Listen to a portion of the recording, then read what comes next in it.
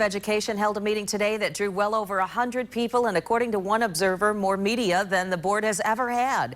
The reason? Proposed guidelines that deal with the LGBT students. 24-hour News 8 political reporter Rick Albin was there. With all due respect to the Michigan State Board of Education, most of their meetings come and go with very little notice, not much fanfare. Not many people attend, and there isn't much media. But when you start talking about LGBT issues and how that pertains to our public schools, well, that situation changes dramatically. The crowds inside and out in Lansing to support or oppose the state board's recommendations that include everything from professional training on how to handle LGBT students' needs to bathroom and locker room etiquette.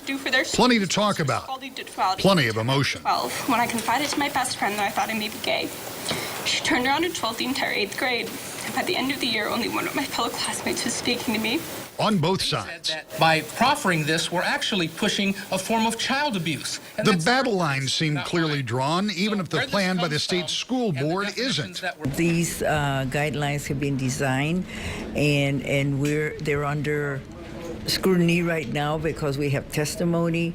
Also, we as board members are going to go through the guidelines and possibly change some of the wording. Lupe Ramos Monteni, a board member from Grand Rapids, says that if the board does pass something on LGBT guidelines, it will be just that, a guideline, not a law, not a mandate. Fellow board member and president of the group, John Austin, is actively supporting the move and says some opposed are stirring up fears where he says none should exist.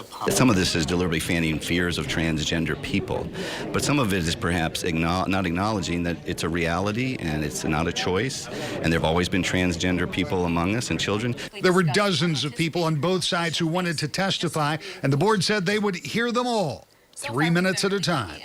The final day to submit comment is close of business on Wednesday. The board is listening to comments, over 15,000 by one estimate. They say they will consider all of those and then decide what, if anything, they'll do on LGBT policy. In Lansing, I'm Rick Albin, 24-hour News 8.